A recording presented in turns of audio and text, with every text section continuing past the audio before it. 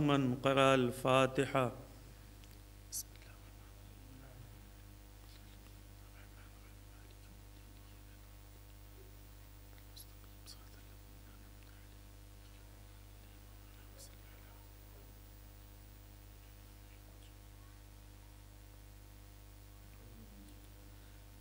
لا حول ولا قوة إلا بالله العلي العظيم. أعوذ بالله السميع العليم من الشيطان اللعين الرجيم. بسم الله الرحمن الرحيم. الحمد لله الذي هدانا لهذا وما كنا لنهتدي لولا أن هدانا الله. لقد جاءت رسل ربنا بالحق. الصلاة والسلام والتحية والإكرام على محبوبي رب المشرقين والمغربين جد الحسن والحسين أبي القاسم محمد صلى على وعلى آله الطيبين الطاهرين المعصومين المظلومين المنتخبين المنتجبين ولعنة الله على أعدائهم أجمعين من الآن إلى قيام يوم الدين. أما بعد فقد قال الله تبارك وتعالى في محكم كتابه وجليل خطابه. بسم الله الرحمن الرحيم. إنا أعطيناك الكوثر. صلوات پڑھنے پر محمد وآل محمد. محمد وآل محمد. محترم سامعین اکرام، برادران عزیز، آج کی اس مجلس اور اس تقریر میں جو باتیں آپ کی خدمت میں عرض کرنی ہیں، اس سے پہلے یہ بتا دیں کہ یہ ایام یا جو بھی دیگر پروگرامز ہیں مجلسوں کے، وہ یہاں ہوں مصطفیٰ آباد میں یا کسی اور جگہ کے اوپر، انہیں پروگرامز کے عنوان سے نہ دیکھیے.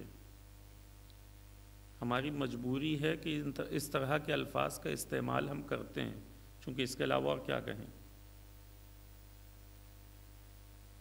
اسی لیے جب اس طرح کے الفاظ کے ساتھ اسے یاد کیا جاتا ہے تو ساتھ ہی ساتھ پھر اس کے کچھ لوازمات بھی آ جاتے ہیں. یہ مجلسیں دنیا کے کسی بھی پروگرام سے بالکل جدا ہیں. نہ یہ کہ فقط ایام عزائے فاطمیہ کی بات کر رہا ہوں. ہمارے یہاں کی محفلیں دنیا کے جشن سے جدا ہیں. دنیا جشن مناتی ہے، کسی چیز کو سیلیبریٹ کرتی ہے، تو ہم ٹرانسلیشن کرنے کے لیے اور ترجمہ کرنے کی حد تک کہہ سکتے ہیں. وَإِلَّا ہمارے یہاں جو محفل کا کانسیپٹ ہے دنیا میں کسی کے پاس نہیں ہے. اور یہ جو مجلسیں ہیں، السلام ورحمۃ اللہ، یہ بھی بالکل جدا ہیں. انہیں کسی بھی سوگ کی بزم اور مجلس سوگ سے ملایا نہیں جا سکتا. یہ بالکل الگ چیزیں ہیں. چونکہ دنیا میں جو بھی پروگرام ہوتے ہیں وہ منسوب ہوتے ہیں جن ذوات کی طرف، جتنا فرق اس آدمی میں اور اہل بیت میں ہے۔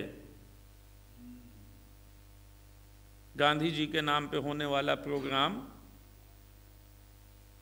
یا کسی اور مشہور شخصیت کے نام پر ہونے والا پروگرام یہ اور ہے، اہل بیت علیہم السلام کے نام پر ہونے والے پروگرامز اور ہیں۔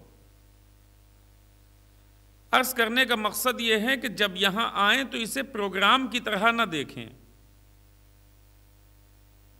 مجلس کو مجلس کی طرح دیکھا جانا چاہیے۔ کیا مطلب ہے اس کا؟ دیکھیں، جب پروگرام ہوتا ہے تو کچھ لوگ ہوتے ہیں آرگنائز کرنے والے اور کچھ ہوتے ہیں جو انوائٹ ہوتے ہیں۔ آرگنائز کرنے والے یا کسی پروگرام کو رکھنے والے، اس کا انتظام کرنے والے، ان کی ذمہ داری ہوتی ہے کہ کہیں سے اس پروگرام میں کوئی کمی نہ آنے پائے، لیکن جو مدعو ہیں ان کی ذمہ داری یہ ہوتی ہے کہ وہ ان چیزوں سے صرف فائدہ حاصل کریں۔ مثلاً اگر کسی نے ولیمے کی دعوت کی ہے تو ذمہ داری جس نے دعوت کی ہے اس کی ذمہ داری یہ ہے کہ بہترین کھانا بنوائے، اچھی جگہ بیٹھنے کا انتظام کرے، لائٹ کا انتظام ہونا چاہیے۔ یہ تمام ذمہ داریاں کس کی ہیں؟ جو انوائٹ کر رہا ہے لوگوں کو۔ آنے والے مہمانوں کی ذمہ داری یہ نہیں ہے کہ کھانا بنا کہ نہیں بنا، بیٹھنے کی جگہ کہاں ہوگی، میز صاف ہوا کہ نہیں ہوا۔ ان کا کام یہ ہے کہ مہمانوں کی طرح آ کر بیٹھیں، اس کھانے کو کھائیں اور اس کے بعد اپنے گھروں کو چلے جائیں۔ مجلسیں ایسی نہیں ہیں۔ مجلس میں انتظام کرنے والا شاید کوئی ایک نام سامنے ہو، لیکن حقیقت یہ ہے کہ ہر شریک ہونے والا منتظم ہوتا ہے۔ ہر شریک ہونے والا منتظم ہے، ہر وہ شخص کہ جو مجلس اعضاء میں آ رہا ہے۔ کیا مطلب؟ یعنی انتظام کچھ لوگوں کے ذمہ نہیں ہے بلکہ ہر ایک شخص کے ذمہ انتظام ہے۔ اگر کوئی کمی اور کوئی خرابی کہیں پر رہ جاتی ہے تو شکوہ کرنے کا حق ہم میں سے کسی کو نہیں ہے، چونکہ ہم سب کی برابر ذمہ داری بنتی ہے۔ مسجد کے اندر صفائی نہیں ہوئی، جھاڑو نہیں لگا، یہ شکوے کا حق ہمیں اور آپ کو کسی کو نہیں ہے، اس لیے کہ ہم سب کی برابر ذمہ داری تھی کہ صاف ہونا چاہیے تھا۔ ایک بلب خراب ہو گیا تو شکوے کی گنجائش نہیں ہے، ہم سب کی ذمہ داری تھی کہ اسے درست کیا جائے۔ مجلس عزائے سید الشہداء میں کسی غیر کی ذمہ داری نہیں ہوتی، ہر برپا ہونے والی مجلس ہم سب کی ذمہ داری ہے۔ کیوں؟ مثال دوں، بات واضح ہو جائے گی۔ والدین کا اگر انتقال ہو جائے، 5 بھائیوں میں سے ایک بھائی مجلس کر رہا ہو تو 4 بھائی بیٹھ کر انتظام میں کمیاں نہیں نکالتے۔ رکھنے والا کوئی ایک ہو سکتا ہے لیکن برابر سے یہ 5 شریک ہیں۔ کیوں؟ اس لیے کہ سب کے والدین برابر سے ہیں۔ اہل بیت کے نام پر ہونے والی مجلسیں رکھنے والا کوئی ایک ہو سکتا ہے لیکن ہم سب شامل ہیں، چونکہ ہم سب کا رشتہ برابر ہے، نہ کسی کا کم رشتہ بنتا ہے نہ زیادہ ہے۔ صلوات پڑھ لیں بر محمد و آل محمد۔ کہیں سے کسی کا رشتہ کم نہیں ہوتا کہ کسی کا رشتہ کم ہو، سب برابر سے۔ اہل بیت علیہم السلام کے لیے سب برابر ہیں۔ ہم جتنے ہیں سب اہل بیت علیہم السلام کے چاہنے والے ہیں، لہٰذا رشتے کے لحاظ سے ہم سب برابر ہیں۔ باتیں بہت آگے تک چلی جائیں گی، موضوع رہ جائے گا، اس لیے یہیں کے اوپر بات کو ختم کرتے ہوئے اصل موضوع سے متعلق اسلام کی ابتدا اگر ہم دیکھیں، بی بی سے متعلق باتیں کرنی ہیں تو اس سے پہلے ہمیں ذرا سا اگر یہ سمجھنا ہے کہ مقام زہرا کیا ہے تو اس سے پہلے یہ سمجھنا ہوگا کہ عرب کے کس ماحول میں یہ بیٹی آ رہی ہے۔ جب عرب کے اس ماحول کا اندازہ ہم لگائیں گے تو اس کے بعد پھر ہمیں پتہ چلے گا کہ اصل میں کیا ہو رہا تھا، لفظوں کا کیا مطلب بنا اور حدیثوں کا کیا معنی نکلتا ہے۔ یہ اس وقت صحیح طریقے سے واضح ہوگا جب ماحول کو قاعدے سے سمجھ لیا جائے۔ جب تک ہم یہ نہ سمجھیں یہ جملہ کس ماحول میں بولا گیا، تب تک بات واضح نہیں ہوتی۔ عرب کے یہاں رسول اللہ کے آنے سے پہلے، یا کہوں کہ اعلان رسالت سے پہلے تک، ظاہری طور پر جو اعلان کیا آپ نے رسالت کا، مبعث سے پہلے تک عرب کا طریقہ کار یہ ہے کہ دو چیزیں ان کے یہاں بہت اہم ہیں، دو چیزوں کے اوپر بہت زیادہ فوکس ہے عرب کا۔ تاریخ میں جہاں بھی آپ جا کر عرب سے متعلق پڑھیں گے آپ کو یہ دو چیزیں ضرور ملیں گی۔ ایک، لڑائی جھگڑے میں اپنے آپ کو بہت زیادہ ماہر سمجھتے ہیں، اس چیز کے اوپر بہت زیادہ مطمئن ہے کہ ہم سے بہتر لڑنے والا کوئی نہیں ہے، اور فخر کرتے ہیں اس بات کے اوپر کہ ہم جتنی معمولی سی بات پہ جتنی بڑی لڑائی لڑ سکتے ہیں کوئی نہیں لڑ سکتا۔ یہ ان کے فخر کا مقام ہے۔ اسی لیے کہتے ہیں کہ اگر کسی کا اونٹ یا کسی کی بھیڑ کسی کے کھیت میں چلی گئی تو اس بات کے لیے جو ہے وہ کیا ہوگا، ایک دوسرے سے کہنا شروع کریں گے، جھگڑا ہوگا کہ جانور اپنے دیکھ کے رکھا کیجئے، یہ دوسرے کے کھیت میں گھسے جا رہے ہیں، یہی تو ہوگا۔ کوئی مار پیٹ تو نہیں کرنے لگے گا، ہو سکتا ہے کرنے بھی لگے، لیکن کتنی دیر، 2 4 10 منٹ، آدھا گھنٹہ، 1 گھنٹہ۔ 40 سال تک اس ایک موضوع پر لڑنے کی کیپیسٹی رکھتے ہیں، 40 سال تک اس ایک موضوع کے اوپر لڑنے کے لیے آمادہ ہیں، اور لڑ کر بتایا ہے، اور فخر کرتے ہیں اس بات کے اوپر کہ ہم اس بات پر 40 سال تک لڑے۔ آج بھی ہمارے معاشرے میں بہت سارے لوگ اس کو فخر سمجھتے ہیں، ایسا نہیں ہے کہ یہ اسی زمانے کی بات ہے، بہت ساری باتیں میں اس زمانے کی کروں گا جو آپ کو لگے گا کہ ہمارے زمانے کی بات ہو رہی ہے۔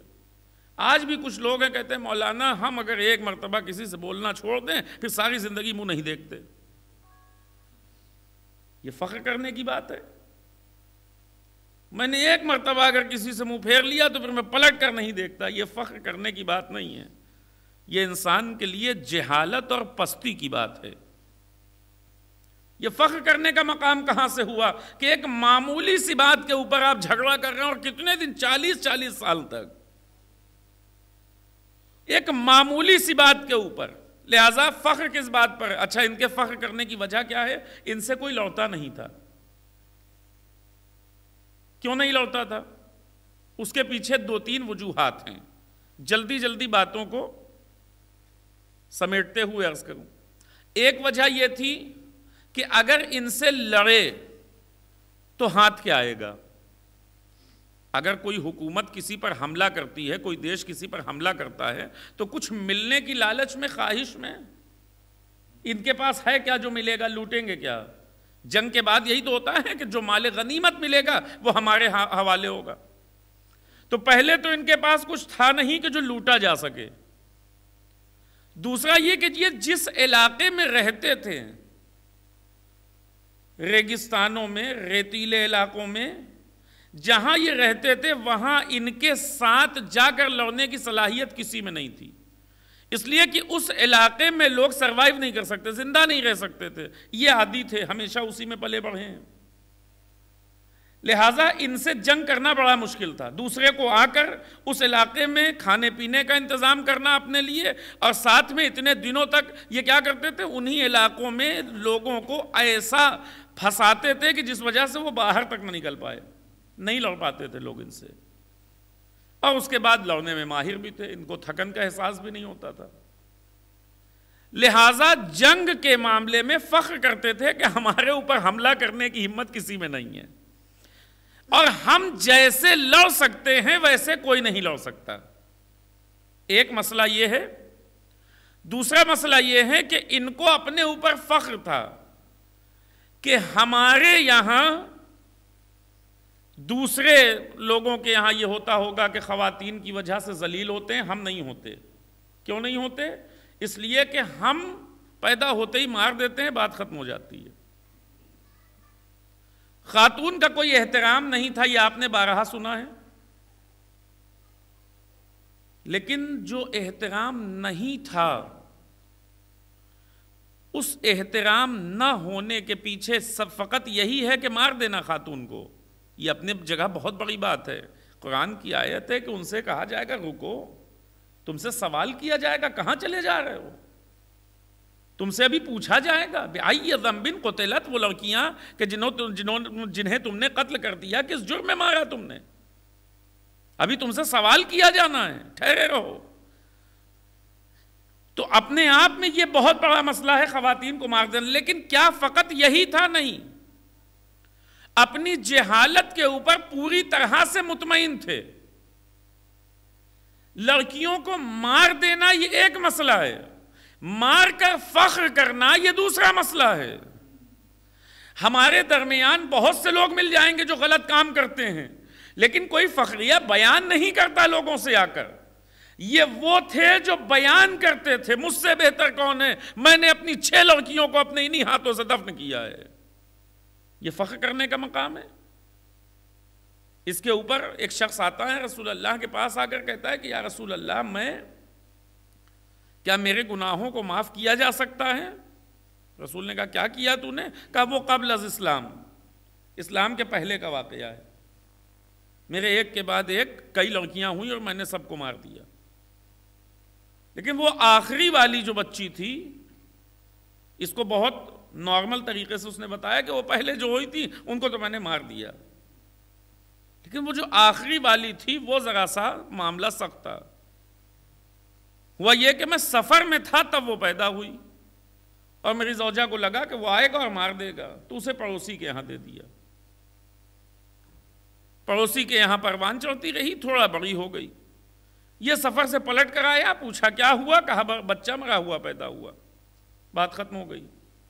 یہ پروان چڑھتی رہی اسی گھر کے اندر پڑوس میں, اور کچھ دنوں کے بعد یہ بچی اپنے گھر سے نکلی اور یہاں آنا جانا. تو اس شخص کے پاس بیٹھی, یہ دیکھ رہا تھا, اس سے باتیں کر رہا ہے, وہ ہنس رہی ہے, کھیل رہا ہے ساتھ میں, بچوں کو ہم کھلاتے ہیں. تو پڑوسی نے دیکھا کہ ایسا معلوم ہوتا ہے جیسے بہت مانوس ہو گیا, یہ خود بیان کر رہا ہے اپنی زبان سے. کہتا اسے ایسا لگا کہ میں بہت مانوس ہو گیا ہوں اس سے. تو اس نے مجھ سے آ کے پوچھا کہ یہ بچی اچھی ہے؟ کہا ہاں بہت اچھی ہے, اس کی آنکھیں کتنی اچھی ہیں, اس کا چہرہ کتنا اچھا ہے, معصوم سی بچی ہے, بہت پیاری ہے. تو اس نے کہا کہ جانتے ہو یہ اصل میں تمہاری بیٹی ہے. اور پھر اس نے واقعہ نقل کر دیا کہ کیسے کیا ہوا, تم سفر پر تھے اور تمہارے یہاں ولادت ہوئی, بچی کے ڈر سے ہمارے یہاں پرورش پا رہی تھی. اس نے کہا اچھا ہماری بیٹی؟ کہا ہاں. پھر ہمیں لاؤ, ہم اسے باہر گھما کر لائیں گے. کہتا میں اپنے ساتھ لے گیا صحرا میں, اور وہ بچی میرے ساتھ مطمئن تھی, کھیل رہی تھی, خوش تھی, اور ہم نے کہا کہ چلو ہم ایک کھیل کھیلیں گے. کیا ہوگا؟ ہمیں زمین میں گڈھا کھودنا ہے, یہ ہمارا کھیل ہے. گڈھا کھودا جانے لگا. تو چونکہ یہ بھی شریک تھی اس کھیل میں, تو یہ اپنے ننھے ننھے ہاتھوں سے مٹی ہٹا کر پھینک رہی تھی, اور وہ بیلچے سے کھود رہا تھا زمین کو. پھر اس نے جب گڈھا تیار ہو گیا تو اس نے کہا کہ اب کھیل کا دوسرا حصہ یہ ہے کہ تم اس میں لیٹ جاؤ اور ہم تمہارے اوپر مٹی ڈالیں گے. بچوں کو اچھا لگتا ہے یہ سب. لیٹ گئی اس کے اندر. اب اس نے مٹی ڈالنا شروع کیا, وہ بھی اپنے ہاتھوں سے ڈال رہی مٹی, چونکہ اسے لگ رہا ہے کھیل ہو رہا ہے. لیکن اب اس کے بعد وہ کہتا ہے جب میں نے اس کے چہرے پہ مٹی ڈالنا شروع کیا تو وہ تھوڑا سا مچلی, اس لیے کہ اب چہرے پہ جب پڑنا شروع ہوئی تو پریشان ہوئی. کہتا میں نے ایسے کر کے ہاتھ رکھا اس کے سینے پر, اور اس کے بعد مسلسل اس کے اوپر مٹی ڈالتا رہا, یہاں تک کہ میں نے اس کی آخری ہچکی اپنے ہاتھوں سے محسوس کی. کہتا یا رسول اللہ یہ میرے لیے ذرا سخت ہو گیا تھا, کیا میں معاف کر دیا جاؤں گا؟ رسول اللہ نے کہا میری نظروں سے دور ہو جا اس سے پہلے کہ تیری وجہ سے میرے اوپر عذاب نازل ہو جائے.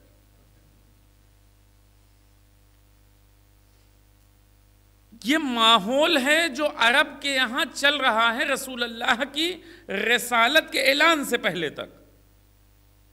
ایک خاتون کو جو عزت ہے, جو اہمیت ہے. اچھا یہ جو لڑکیاں ماری جا رہی ہیں, اگر میں آپ سے کہوں کہ یہ جو مر گئی یہ قسمت والی تھی, تو یہاں بیٹھا ہوا ہر شخص کہے گا مولانا شرم نہیں آتی آپ کو؟ آپ یقین جانیے بڑے ہو کر جو اس کے ساتھ ہونے والا ہے, بچپن میں جو مر گئی ہیں وہ قسمت والی ہیں. کیوں؟ اس لیے کہ اگر یہ لڑکی بڑی ہوتی ہے تو اس لڑکی کی اپنی کوئی خواہش، اپنی کوئی مرضی، اپنا کوئی اختیار نہیں ہے معاشرے میں. اگر کسی سے پوچھا جائے تمہارے کتنے بچے ہیں تو وہ لڑکے گن کے بتا دیتا ہے ہمارے پاس اتنے بچے ہیں. لڑکیوں کو گنا نہیں جاتا. کیوں نہیں گنتے؟ اس لیے کہ ان کا کوئی شمار ہے ہی نہیں، گویا انسانوں میں گنتے ہی نہیں ہیں، چیزوں کی طرح استعمال کرتے ہیں. جیسے ہر چیز کی ایک قیمت ہے، اسی طریقے سے خواتین کو چیزوں کی طرح استعمال کرتے، لہٰذا کوئی اہمیت نہیں. اسی لیے آپ اگر تاریخ میں جا کر دیکھیں گے تو کس کی شادی کس کے ساتھ ہوگی اس سے بہت زیادہ فرق نہیں پڑتا. کوئی بھی انسان کسی بھی خاتون کی طرف بنی ہاشم کے علاوہ اشارہ کر دے اس کی شادی ہو جائے گی. کوئی باپ منع بھی نہیں کرے گا. کیوں نہیں منع کرے گا؟ اس لیے کہ باپ کو منع کرنے کے لیے ایک وجہ ہونی چاہیے. کیوں منع کرے کوئی باپ؟ اگر ہمارے یہاں کوئی رشتہ آتا ہے بیٹی کا تو باپ اگر منع کرے گا تو کیا کہہ کر منع کرے گا؟ یہی تو ذہن میں بات آئے گی کہ میری بیٹی کے لائق یہ نہیں ہے سامنے والا، اسی لیے تو منع کیا جائے گا. جہاں پر اس کی کوئی قیمت ہی نہیں ہے وہاں سامنے والے کے لائق ہونے یا نالائق ہونے کا کیا مطلب ہے؟ لہٰذا جس کی طرف اشارہ کر دیا جائے اس سے شادی ہو جائے گی، اس سے مرضی نہیں پوچھی جائے گی، اس سے خواہش نہیں پوچھی جائے گی، اس سے بتایا نہیں جائے گا. یہ خاتون اگر استعمال کی جائے گی تو کس چیز میں؟ دو قبیلوں میں آپس میں لڑائی ہو گئی، جھگڑا ہو گیا، کہ جھگڑا ختم کیجئے صاحب. ہمارے یہاں بھی یہ رسمیں بہت دنوں تک تھیں، بعض جگہوں پر ابھی بھی یہ ہندوستان کے اندر موجود ہیں. دو گروہ آپس میں لڑنے کا، جھگڑا ختم کیجئے. کیا کیا جائے؟ کہا اگر رشتہ قائم ہو جائے دونوں گروہ کا تو یہ جھگڑا ختم کیا جا سکتا ہے. اس گروہ کی لڑکی ہوگی، اس گروہ کا لڑکا ہوگا. لڑکی کون سی؟ یہ والی. لڑکا کون سا؟ کوئی بھی ہو، کیا فرق پڑتا ہے؟ یہ رشتہ ہو جانا چاہیے. یہ رشتہ ہو جائے تو اس کے بعد یہ رشتے مضبوط، دونوں قبیلے آپس میں مضبوط ہو جائیں گے.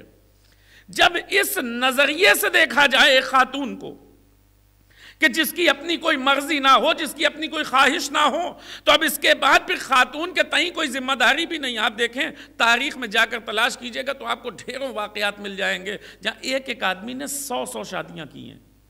جانتے ہیں کیوں؟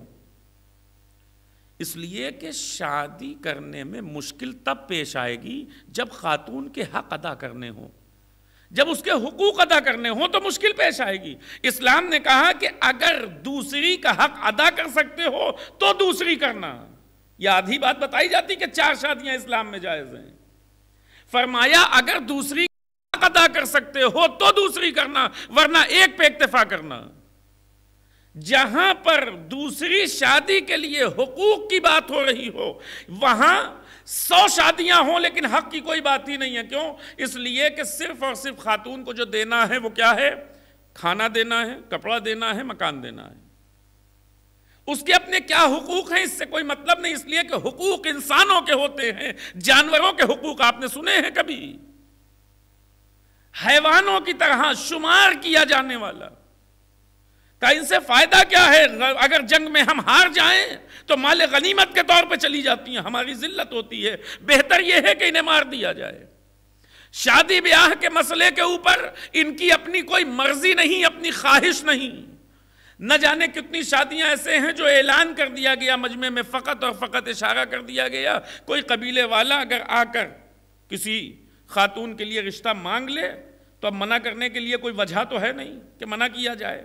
لیکن اگر، غور سے سنیے گا اس جملے کو، لیکن اگر کسی نے کبھی کسی لڑکی کے لیے کہہ دیا کہ نہیں ہم اس سے شادی نہیں کریں گے تو پہلے اس کی کوئی قیمت نہیں تھی، اب یہ بالکل بے قیمت ہو گئی. یہ معاشرہ چلا رہا ہے، یہ ماحول چلا رہا ہے جہاں کے اوپر رسول اللہ مبعوث کیے جانے والے ہیں.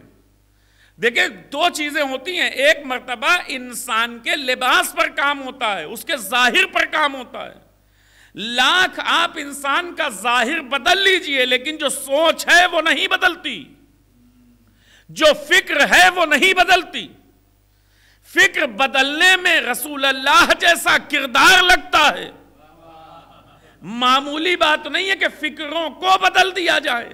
خاتون کو جس سوچ کے تحت، جس فکر کے تحت خاتون کی طرف نظر کی جاتی تھی، اور بہت سارے مصادیق ہیں، میں یہاں کے اوپر سب کو گنا نہیں سکتا، جو اہمیت خاتون کی تھی وہ یہ تھی۔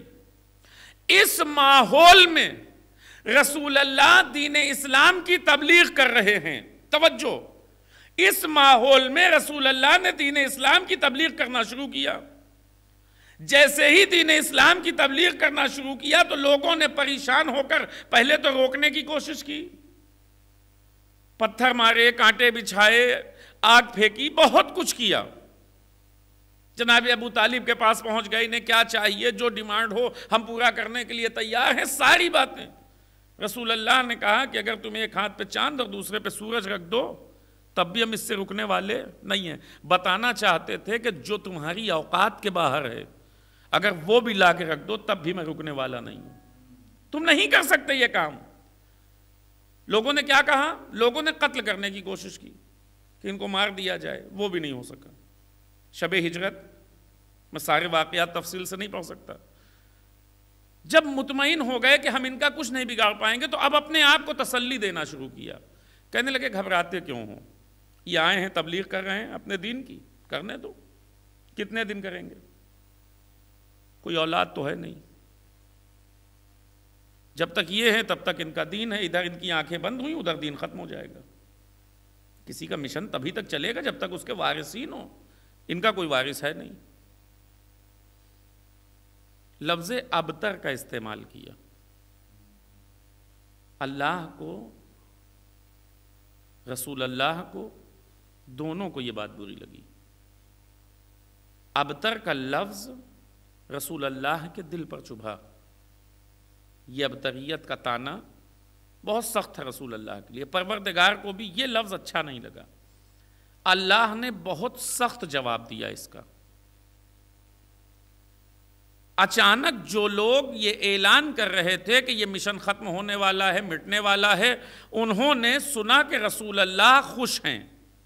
توجہ فرمائیے گا، رسول اللہ خوش ہیں۔ لوگوں نے کہا کیا خوشی ملی ہے؟ تو کہا خانہ کعبہ کے اوپر اپنی خوشی کا اعلان آویزہ کر دیا ہے۔ توجہ، ادھر سے جو تانا دیا گیا تھا، جواب خدا نے بھیجا کہ اگر تمہیں ابتریت کا تانا دے رہے ہیں تو کہہ دو کہ پروردگار کی طرف سے مجھے تحفہ ملا ہے، انا اعطینا کل کوثر، اے حبیب ہم نے آپ کو کوثر عطا کیا۔ رسول اللہ کا یہ جواب اتنا محکم تھا کہ رسول اللہ نے اسے زبانی نہیں سنایا، خانہ کعبہ کی دیوار پہ آویزہ کر دیا۔ آؤ کفار و مشرکین آ کر میرا اور خدا کا جواب دیکھو۔ بڑے بڑے کفار و مشرکین آئے اور اپنے اپنے قصیدے اتار لے گئے۔ جواب میں فقط یہ نہیں تھا کہ انا اعطیناک الکوثر۔ جب لوگوں نے یہ جملہ دیکھا نا تو لوگوں نے کہا کیا مل گیا؟ توجہ، لوگوں نے کہا کیا مل گیا ایسا کہ خدا اعلان کر رہا ہے، رسول خانہ کعبہ کی دیوار پہ آویزہ کر رہے ہیں۔ لوگ اس خبر لگی کہ ملنے والی ذات کوئی بہت بڑی بادشاہت، کوئی بہت بڑی حکومت، کوئی بہت بڑی دولت نہیں ہے۔ پھر کیا ملا؟ کہ رسول اللہ کے یہاں بیٹی ہوئی ہے۔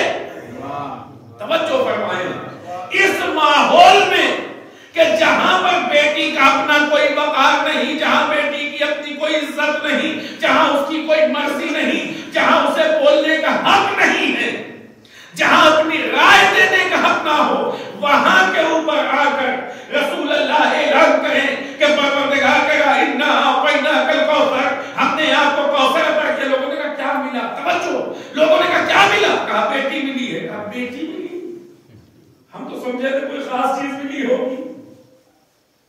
بیٹی میں خوش بھی ہوا جاتا ہے، کہیں ایسا تو نہیں کہ بیٹے نہ ہونے کی وجہ سے رسول اللہ بیٹی پر خوشی کا اظہار کر رہے ہیں۔ کہیں ایسا تو نہیں ہے کہ رسول اللہ نہیں سمجھ پا رہے ہیں کہ ہمیں خوشی کا اظہار نہیں کرنا۔ بیٹی کے پیدا ہونے میں بھلا خوش کون ہوتا ہے؟ ادھر مشیت مسکرا رہی تھی. تم جسے فقط ایک معمولی بیٹی سمجھ رہے ہو وہ سیدۃ النساء العالمین ہے. تم جسے ایک بیٹی سمجھ رہے ہو وہ سیدۃ النساء العالمین ہے. لوگوں نے کہا کوئی بات نہیں. رسول اللہ خوش ہو رہے, پتہ نہیں اس میں خوشی کی کون سی بات ہے, ہمیں تو خوشی کا کوئی مسئلہ نظر نہیں آتا. بیٹی کے پیدا ہونے پہ بھلا کون خوش ہوتا ہے؟ پتہ نہیں محمد کیوں خوش ہے. لیکن جیسے ہی یہ بیٹی ذرا سا بڑی ہوئی رسول اللہ نے فرمایا فاطمہ تو بضعۃ منی. لوگوں نے کہا کیا کہا؟ فاطمہ ان کا جز ہے. اتنی بڑی بات ایک بیٹی کے لیے کون کہہ سکتا ہے؟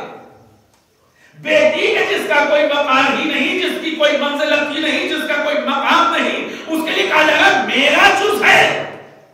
رسول اللہ نے کہا تم ابھی مقام فاطمہ جانتے کہاں ہو؟ ابھی تمہیں کیا پتا فاطمہ کیا ہے؟ فاطمہ تو بضعۃ منی سن کر پریشان ہوئے لوگوں کو کیا ہوا ہوگا جب رسول اللہ نے فرمایا فاطمہ تو ام ابیہا, فاطمہ اپنے باپ کی ماں ہے. صلوات پڑھ لینا محمد و آلہ.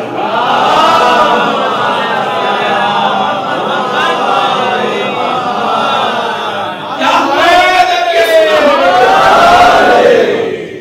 کہ فاطمہ اپنے باپ کی ماں ہے. انہوں نے کہا یہ کیا کہہ رہے ہیں؟ بیٹی کی محبت اس حد تک. کہا نہیں تم جو سمجھ رہے ہو ایسا نہیں ہے, اس کا مطلب کچھ اور ہے. تم بیٹی کو جیسا سمجھ رہے تھے ویسی نہیں ہے. تمہارے لحاظ سے جو اقدار خاتون کے ہونے چاہیے تھے رسول اللہ حقیقی اقدار لے کر آئے ہیں. بیٹی کے پیدا ہونے پر خوشی کا اعلان کیا, اور خوشی کا اعلان ایسا ویسا نہیں, پروردگار کی جانب سے خوشی کا اعلان ہوا.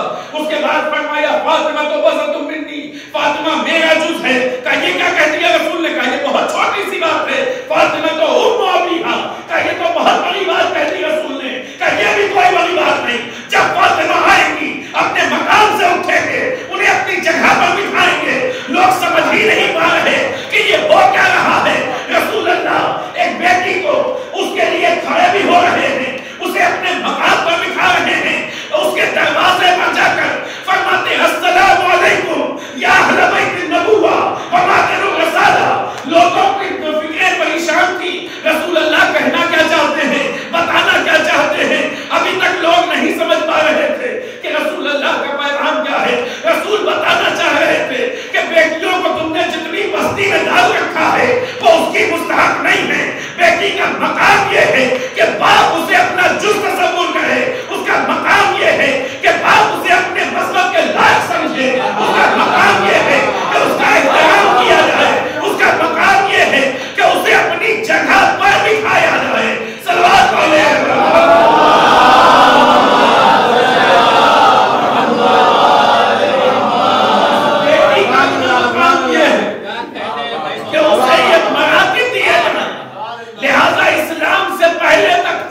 جیسی کوئی بات خواتین کے لیے نہیں تھی.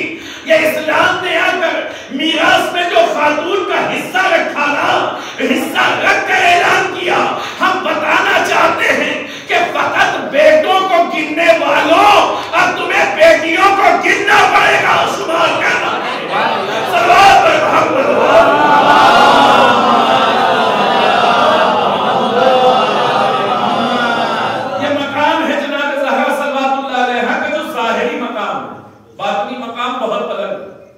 ظاہر میں جو رسول اللہ نے پیش کیا وہ یہ تھا. لوگوں نے دیکھا آپ ذرا سا کفار و مشرکین کے نظریے سے ان چیزوں کو دیکھیے تو آپ کو عجیب لگے گا. ایک وہ چیز کہ جس کی اپنی کوئی حیثیت ہی نہیں تھی رسول اللہ نے کہاں تک پہنچا دیا. کیا بنانا چاہتے ہیں؟ معاشرے کے ذہن میں یہ ہے. لیکن ایک بات اور ہے, بہت توجہ سے لوگوں نے کہا کوئی بات نہیں, یہ بیٹی عام بیٹی نہیں ہے, بہت خاص ہے, جزو رسالت ہے, فاطمہ رسول اللہ کی ماں ہے, سب کچھ صحیح, ہم نہیں سمجھ پا رہے کیا ہے. کوئی بات نہیں, جب ہمارے یہاں آئے گی تو دیکھ لیں گے کیا ہے. توجہ، بیٹی ہے نا، شادی بھی تو ہوگی، آنا تو ہمارے ہی گھر ہے، ہم میں سے کسی کے یہاں جب ہمارے یہاں شادی ہو کر آئیں گی تو اس کے بعد پھر دیکھیں گے کیا خاص بات ہے، پھر معلوم ہو جائے گا۔ لوگ انتظار میں تھے کہ وہ موقع آئے اور ہم پہنچے۔ تاریخ میں لکھا کہ خواستگاری یعنی خواہش کرنا، مانگنے کے لیے فاطمہ کا ہاتھ مانگنے، فاطمہ سے رشتے کی خواہش لے کر عرب قبیلے کا کوئی ایک بزرگ نہیں تھا جو نہ پہنچا ہو۔ عرب قبائل تمام بزرگان قبیلہ، سرداران قبیلہ سب پہنچے رسول اللہ کے پاس، یا رسول اللہ ہم فاطمہ سے عہد کرنا چاہتے ہیں، یا رسول اللہ ہم فاطمہ سے عہد کرنا چاہتے ہیں، سب پہنچے۔ رسول اللہ کیا کرے؟ منع کر دیں، صاف صاف منع کر دینا چاہیے، ہم اپنی بیٹی کی شادی تم سے نہیں کریں گے، میری بیٹی ہے میری مرضی۔ نہیں، اتنا سادہ نہیں ہے، اتنا آسان نہیں ہے، قبیلائی نظام چل رہا ہے۔ قبیلے کے سردار کو منع کرنے کا مطلب یہ ہے کہ پورا قبیلہ دشمن، تمام قبائل آئے ہیں، تمام قبیلوں کے سردار رشتے لے کر آئے، سب کو منع کر دیا جائے، سب دشمن ہو جائیں گے۔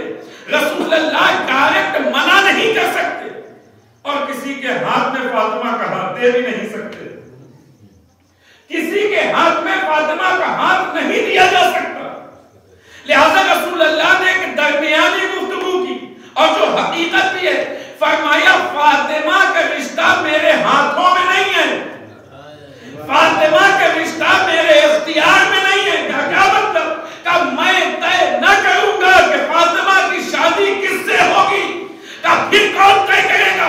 کہ پروردگار طے کرے گا۔ توجہ، اب تو لوگوں کے تعجب کی انتہا نہ رہی کہ وہ بیٹی کہ جس کے پیدا ہونے پر خوشی کا اظہار کیا، کوئی بات نہیں، فاطمہ تو بسط منی کہا، کوئی بات نہیں، فاطمہ تو ام ابیہا کہا، جو جی چاہا کہتے گئے، کوئی بات نہیں، لیکن اب تو یہ حد سے بڑی بات ہو گئی۔ ایک خاتون، کسی مرد کے لیے یہ مقام نہ ملا، ایک خاتون کے لیے یہ مقام کیسے ہو جائے گا؟ انہیں پتہ ہی نہیں کہ مردوں کو اسلاب طاہرہ سے اسلاب طاہرہ کی طرف منتقل کیا گیا، فقط یہی ایک فاطمہ ہے جسے کسی ظلم میں نہ رکھا گیا۔ رسالت کو شب معراج خاص طور سے بلایا گیا، اگر نور فاطمہ چاہیے تو آنا پڑے گا۔ مطلب یہ کہ صلب آدم میں فاطمہ نہ ملے گی، صلب ابراہیم میں فاطمہ نہ ملے گی، صلب اسماعیل میں فاطمہ نہ ملے گی۔ جہاں تمام انبیاء و ائمہ کا نور جس بات ظلم میں رہا، اللہ نے وہاں بھی اس عصمت کے حجاب کے لیے نور کو وہاں سے جدا کر لیا۔ صلوات پڑھے پر محمد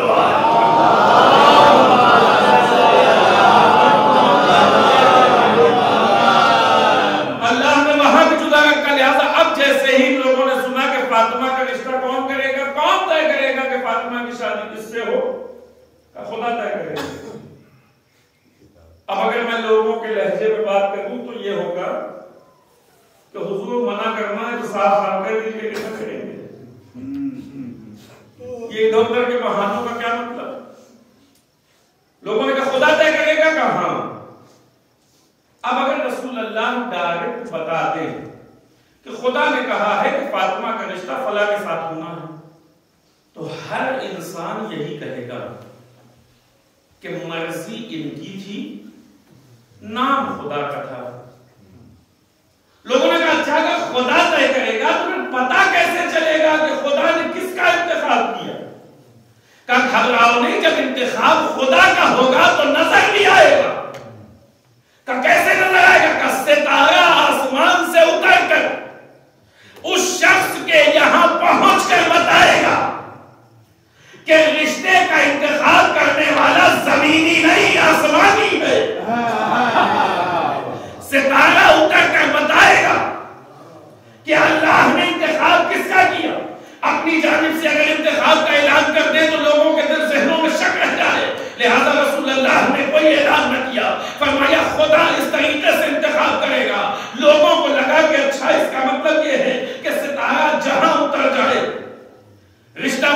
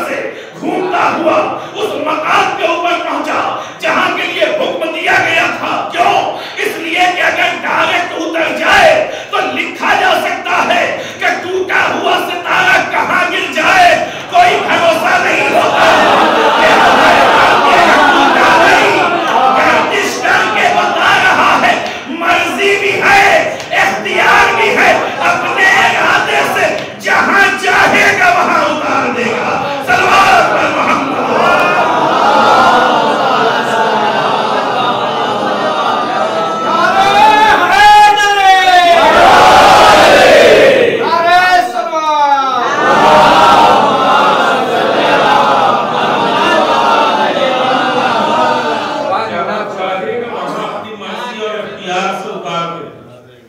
لہذا ستارے میں خاص طور سے حکم ہے پروردگار کی جانب سے کہ گردش کر کے اترنا، ایک ساتھ ڈائریکٹ نہیں آنا. بہت سے لوگوں کے ذہنوں میں یہ سوال رہتے ہیں، البتہ ان کی گنجائش نہیں ہوتی.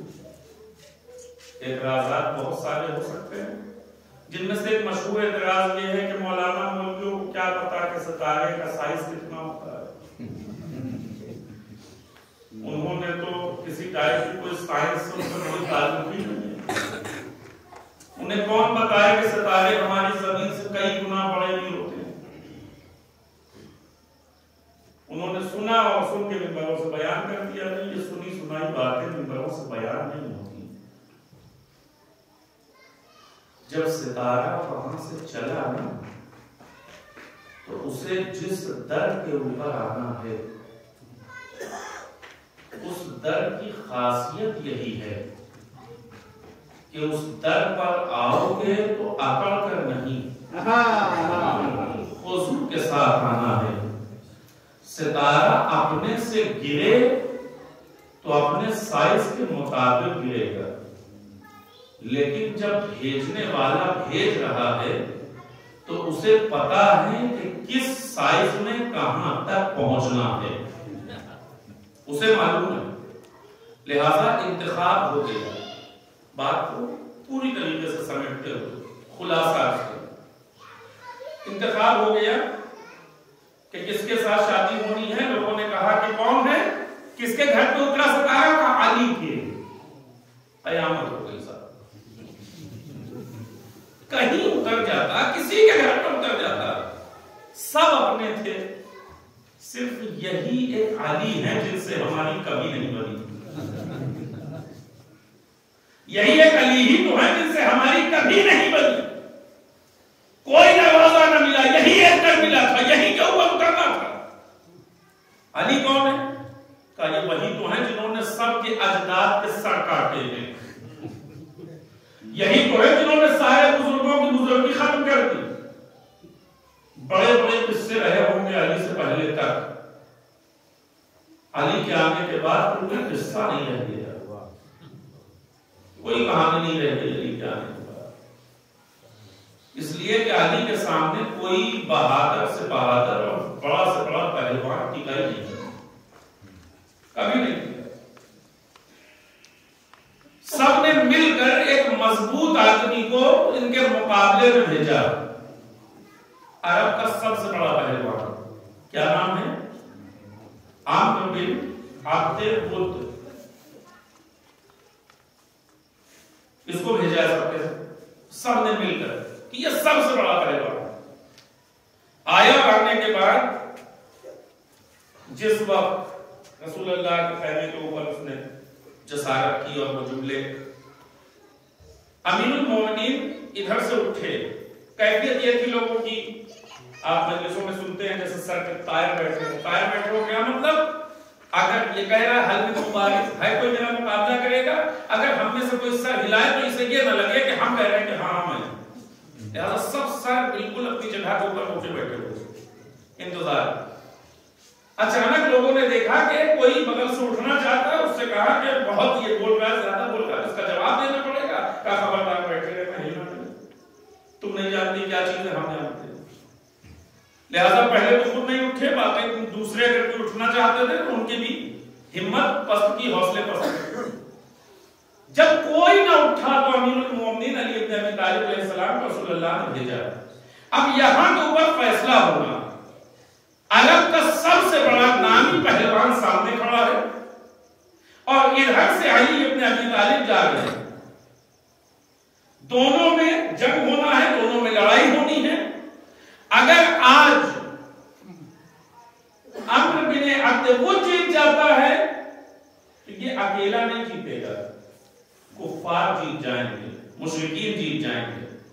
اور اگر علی جیت جاتے ہیں تو اب اس کے بعد جب سب سے بڑا مایا جائے گا تو پھر کسی دوسرے میں ہمت نہ ہوگی کہ سر اٹھا کر بات کرے. لہذا یہ لڑائی بہت اہم تھی.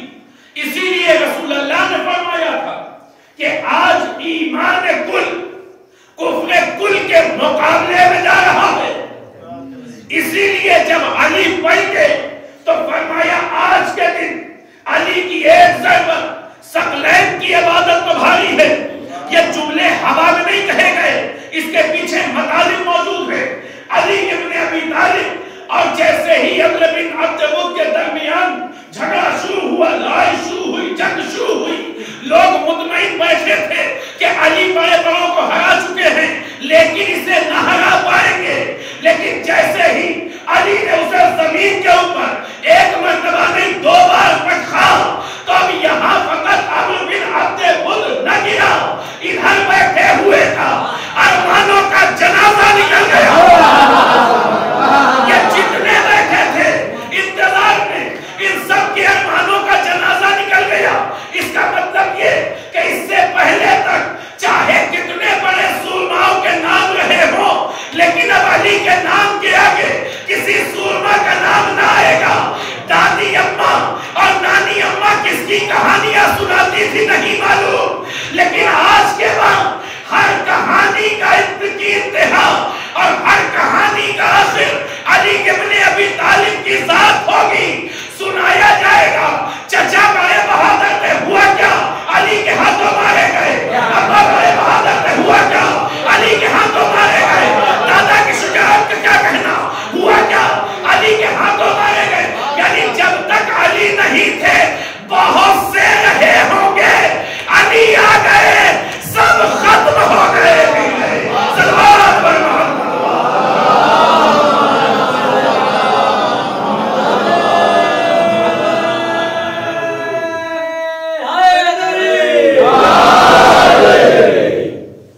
علی کے آنے کے بعد پھر کسی کا کوئی نام نہیں, یہ ہے علی. لہذا زہرا کا رشتہ کس سے طے پایا, علی سے. میں نے بات ختم کر دی. زہرا کون ہے, جس نے ان کے فکروں کو, ان کے فکروں میں جو تھا, ان کی فطرت میں جو تھا, ان کے نفس میں جو تھا کہ خواتین کا کوئی احترام نہیں ہوتا, زہرا اس فکر کا جواب تھی. ان کی جہالتوں کا جواب زہرا. دوسری چیز جس پہ انہیں فخر تھا وہ کیا تھا, شجاعت. ان کے بازوؤں کا جواب علی, ان کی جنگوں کا جواب علی. بڑا ناز ہوگا تمہیں اپنی جنگوں کے اوپر, لیکن جب علی میدان میں آ جائیں گے تو 39 دن کا نقشہ کچھ اور ہوگا, ایک روز کا نقشہ کچھ اور ہوگا. 2 جواب دینے والے, ایک فاطمہ ایک علی. جب یہ دونوں ایک جگہ جمع ہو گئے مشیت و مرضی پروردگار سے, تو زہرا و علی کی دشمنی بھی ایک جگہ جمع ہو گئی.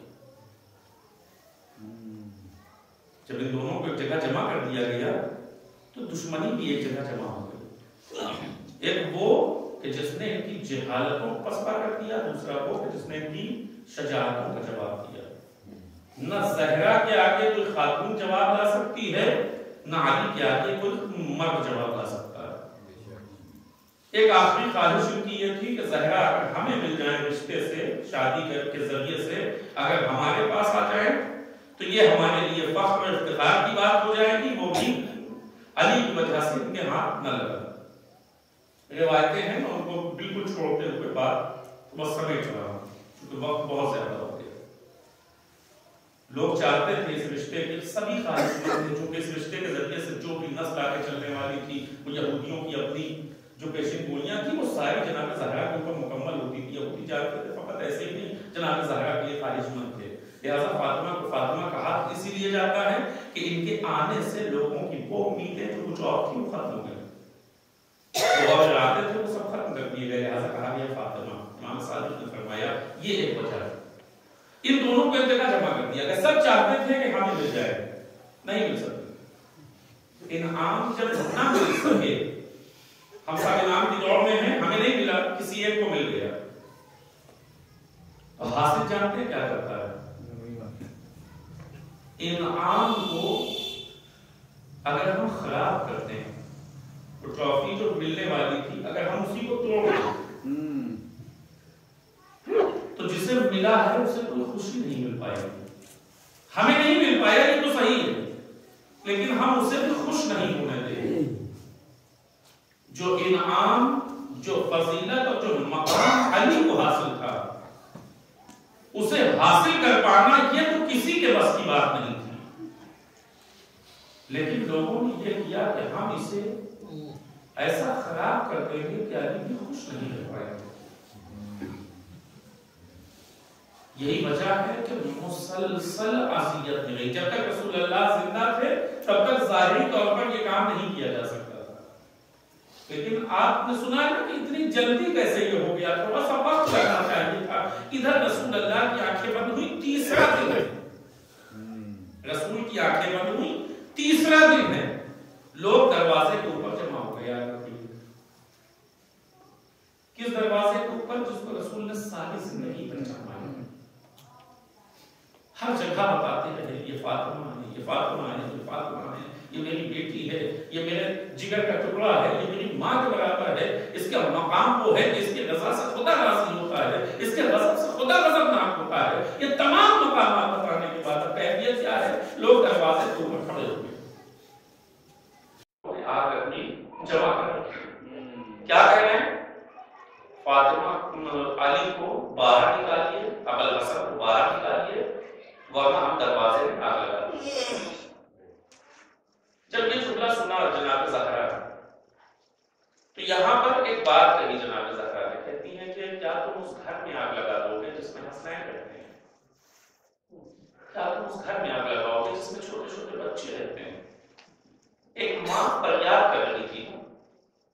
جواب ملا ہمیں کوئی فرق نہیں پڑتا. جب ایک ظالم نے آ کر بتایا دوسرے ملعون سے کہ فاطمہ ایسا ایسا کہہ رہی ہے، کہا ہمیں عورتوں کی باتوں پہ دھیان نہیں دینا چاہیے، یہ وہی فکر ہے. چلی جا رہی تھی. ہم سے کیا مطلب؟ بی بی وہیں کے اوپر ہے، علی گھر کے اندر موجود ہے. دروازے پہ آگ لگا دی گئی. زہرا دروازے کے پیچھے اصل میں ولایت کا دفاع کر رہی ہے. جب دروازہ پوری طرح سے جلنے لگا اس کے بعد ملعون آگے بڑھ کر اس نے دھکا دیا جس سے دروازہ بی بی کے اوپر گرا. بی بی نے اپنے ہاتھوں سے روکنے کی کوشش کی. شاید میں آپ کو وہ منظر پیش کر پاؤں جو اصل میں ہوا ہونا تھے. یہ سلیم بن قیس ہلالی کی روایت ہے. جناب سلیم کہتے ہیں جب یہ سب ہو رہا تھا میں مدینے میں نہیں تھا. جب یہ ہو رہا تھا میں پڑھتا تو میں نے سلمان سے پوچھا کہ سلمان کیا سچ میں لوگ زہرا کے گھر میں گھس گئے؟ جناب سلمان فارسی نے کہا ہاں سلیم لوگ زہرا کے گھر میں داخل ہو گئے اس حالت میں کہ انہیں زہرا کے سر پہ چادر نہیں تھی. اس حالت میں لوگ گھر کے اندر داخل ہوئے. شاید یہی وجہ ہے کہ زہرا دروازے کے پیچھے سے اس لیے بھی نہیں ہٹی کہ سر پہ چادر نہیں. لہذا بی بی نے پہلے کیا کیا؟ اپنے ہاتھوں سے دروازے کو روکنے کی کوشش کی. جلتا ہوا دروازہ ہاں کتنی دیر روکے گا؟ اور پیچھے سے بھیڑ ہے جو مسلسل دھکا دے رہی. دروازہ ٹوٹ کر ہاتھ جھلس گئے، بی بی کے اوپر گرا. نتیجہ یہ ہوا کہ دیوار پیچھے تھی، دروازہ اوپر گرا. پرانے دروازے اگر آپ نے دیکھے ہوں تو اس کی بڑی بڑی کیلیں اور جو کیلے اس میں استعمال ہوتے ہیں وہ آپ نے دیکھے ہوں گے. جلتے ہوئے گرم کیلے بی بی کے سینے میں زہرا فریاد کر رہی تھی. وہیں کے اوپر دروازے پر دروازہ آپ کے اوپر گرا، کیلے سینے میں بے بس ہو گئی. زہرا اس آگ کی شدت کی وجہ سے زمین کے اوپر گری. دروازہ بی بی کے اوپر گرا. لوگ گھر کے اندر داخل ہوئے. ابوالحسن کو یعنی امیر المومنین علیہ السلام کو گرفتار کیا. اب وہ گھر کے اندر کا منظر کچھ اس طرح سے ہے. جب سب لوگ اندر داخل ہو گئے تو اندر داخل ہونے کے بعد چاروں طرف سے علی کو گھیر لیا. علی نے ہاتھ بڑھائے کہ تلوار قبضہ شمشیر تک ہاتھ پہنچ جائے، لیکن لوگوں نے علی کے ہاتھوں کو پکڑ لیا. کسی کا ہاتھ کمر پہ تھا، کسی کا ہاتھ سینے پر تھا، کسی کا ہاتھ بازو پر تھا، چاروں طرف سے علی کو گھیر رکھا تھا. علی کے گلے میں رسی کا پھندا ڈال کر ایک ملعون دونوں ہاتھوں سے رسی کھینچ رہا تھا. اس کو امیر شام نے علی کو خط میں لکھا ہے، تمہیں یاد ہے کیسے تمہیں اس اونٹ کی مالک میں کھینچا جا رہا تھا جو اپنے مالک سے فرار کرنے لگتا ہے؟ اور اپنے یاد نہیں، یہ جملہ ہے اس کا. امیر المومنین علیہ السلام کو اس کیفیت میں باہر لے جا رہے، چاروں طرف سے علی کو گھیر رکھا، گردن میں رسی. بعض لوگ بیان کرتے ہیں کہ جب یہ لوگ اندر داخل ہوئے تو اندر داخل ہونے میں جو جھڑپ ہوئی، سر کا امامہ کھل کر گردن میں آ گیا. کوئی رسی نہیں تھی، وہی سر کا امامہ تھا جو رسی کی طرح استعمال ہو رہا تھا. بعض لوگ کہتے ہیں کہ رسی تھی جس کو گلے میں ڈالا گیا تھا. بہرحال اس طریقے سے علی کو لے کر باہر آ. اب یہاں سے زہرا کو غش آ چکا ہے، چونکہ زمین کے اوپر گر چکی ہیں. ایک مرتبہ جیسے ہی غش سے آنکھیں کھلی، پہلا جملہ آواز دیتی یا فضا خزینی قد قتلوا جلیلی. اے فضا مجھے سہارا دو، میرے بچے کو مار ڈالو. فوراً پلٹ کے کہتی ابوالحسن کہاں ہے؟ آواز دیا بی بی علی کو تو باہر لے گئے ہیں. جیسے ہی جملہ سنا ابوالحسن کو باہر لے گئے، فوراً کھڑی ہوئی، اے فضا میری چادر لے آؤ. سر پہ چادر ڈالا، علی کے دفاع کے لیے چلی. پسلیاں ٹوٹ گئی ہیں کہ دنیا کی کسی خاتون میں ہلنے کی ہمت نہیں ہے. یہ خاتون علی کے پیچھے پیچھے چلی. منظر کیا تھا؟ علی کو کچھ لوگ گھسیٹتے ہوئے مسجد کی طرف لے جا رہے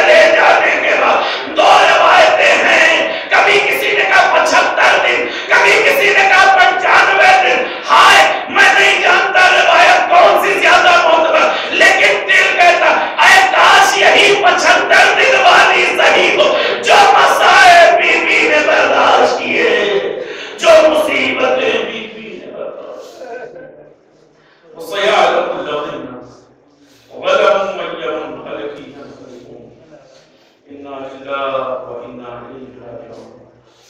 ربنا تقبل منا وتسليم الإسلام. پروردگارا جو واسطہ محمد و آل محمد کا ہمارے اس مختصر جزا کو قبول فرما. پروردگارا جو واسطہ محمد و آل محمد کا ہم نے جو بھی حضرات دینی حاجات لے کر اس مجلس میں آئے ان کی حاجات کو پورا کرتے ہیں. پروردگارا جو محروس ہیں اس کو غیر سے عطا فرما. جو بے اولاد ان کی اولاد عطا فرما. پروردگار ہمیں حقیقی معنوں میں عزائز کی عزائز حضرت زہرا صلوات اللہ علیہا پر کرنے کی توفیق عطا. پروردگار کے واسطہ محمد و آل محمد کا شیعہ حیدر اقتدار دنیا میں جہاں کہیں ہوں کی جان ہماری ذراتوں کی حفاظت فرما. دشمنان اسلام دشمنان تشیع دنیا میں جہاں کہیں اگر قابل ہدایت نہیں ہے تو انہیں نیز کو نابود فرما. پروردگار کے واسطہ محمد و آل محمد و علماء اکرام ہمارا جزا بسائے ہمارے سر باقی کر حرم بھائی مقدسہ کی حفاظت فرما. پروردگار کے واسطہ محمد و آل محمد کا متقین خون امام حسین فرزند زہرا حضرت حجت ظہور میں تعبیر فرما. ہم سب کو کیا ہم سارا شمار کرنا. ربنا تقبل منا بهذا الكريم انك السميع العليم برحمتك يا ارحم الراحمين.